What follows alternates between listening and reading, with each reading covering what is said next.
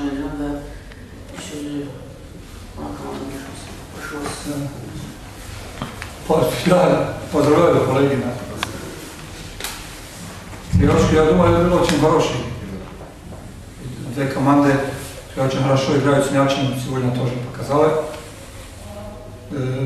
Я сам очень доволен, как наша команда играла, как и в свое время владала мячем.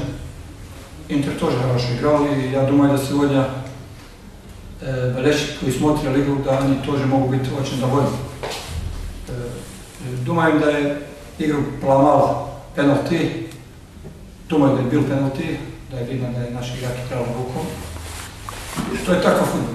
Žalko što je сегодня bila очень большая šansa da uberemo jednu točku s Interom, no bilo da je nužno više upada ždit da Rava возьме točku Interom.